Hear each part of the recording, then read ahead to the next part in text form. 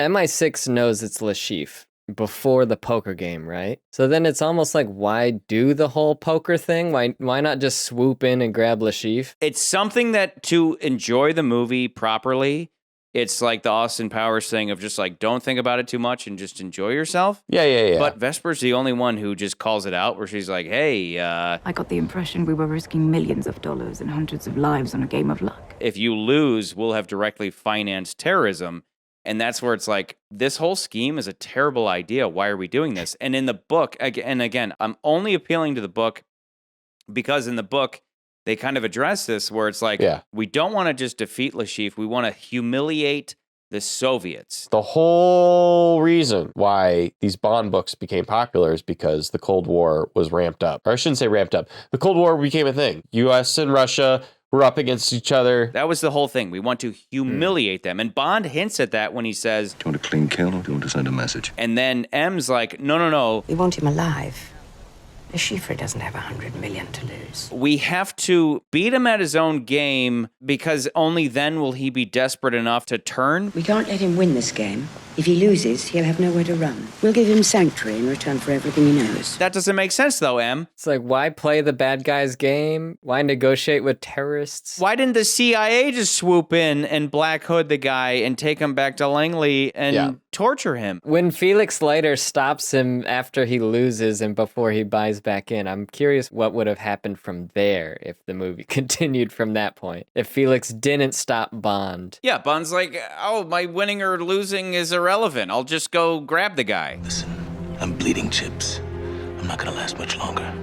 You have a better chance, I'll stake you. I'm saying I'll give you the money to keep going. Just one thing, if you pull it off, the CIA bring him in.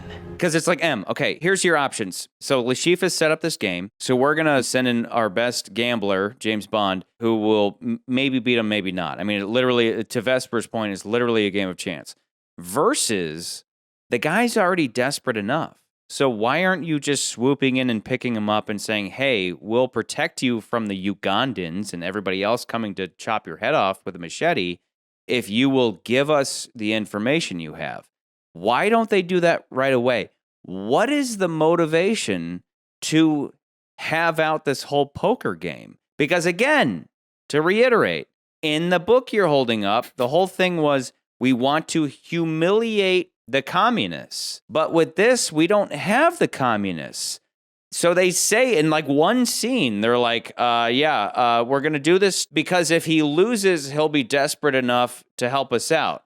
But if you extract him before he can play the game, he's not there to make the money back, thereby making him desperate enough to give in to whatever you're demanding of him. Like, it doesn't make sense. I don't get it. It doesn't make sense why they go ahead with the whole gambling thing, because if they just pick up Lashif before the game even takes place, he can't make the money, thereby making him desperate enough to give you all the information you want. It doesn't, I don't explain it to me. It doesn't make sense. Because again, the whole thing is this. The whole thing is this. The whole thing is this. The whole thing is you have a list. We need what's in Lashif's head.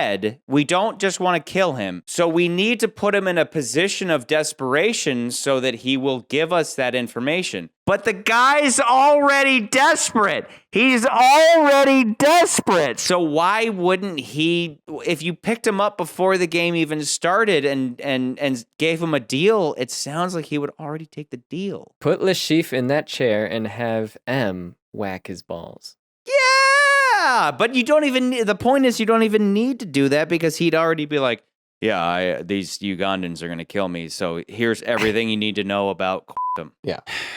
It's still a great movie, and you know what it is?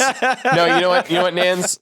This is what it is that I know sometimes, we talk about these movies, and I think at one point we were talking about the difference between story and plot, right? What Charlie mentions about all the things about what makes this movie great, because this is giving reason behind why Bond acts the way he does. That's what most of the point of this movie is. Like, they literally are like, we're not going to put the Bond theme in the movie, which I think is a bad call in my opinion, but they weren't going to put it throughout the movie until the very end, till he said his name is like, my name's Bond, James Bond. So that's the whole point of this movie, is just being the proto James Bond movie. Becoming Bond. Becoming Bond, right? Great story. Plot wise, it's kind of like I'm holding on to this thing because it's sacred, but we all know that this is a TV movie. This isn't a big action movie. So we have to make it into a big action movie. Whereas like things like Dr. No or Goldfinger or these other movies, they work better as full-length movies. Like I think For Russia with Love works better as a full-length movie because there's a lot more, there's a lot more sightseeing, there's a lot more things happening. It's not just all contained in this one room. And it kind of just to me goes to show that Ian Fleming got better with his writing, came up with better stories, had better plot ideas as he was writing these books. And they're just sticking to this novel where he was like, "Oh, I had this dream where I'd play a German officer and wipe him out." My point is like Charlie's points are valid about what's the story or the other things that are about this movie that are great. Yes, those are valid points. I just think the plot for this movie is kind of slow.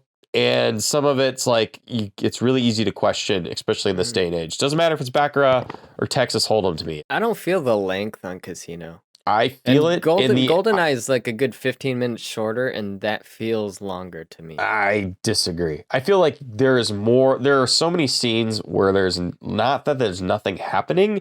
It's just we don't have any dialogue. It's a lot of people looking at each other. It's a lot of Bond. We kind of have to figure out what he's doing, but there's so much of it that I feel like it slows the movie down where you can still have that. It's just, I think they could have, again, like I said before, I think they could have cut a little bit of that beginning part up a little bit.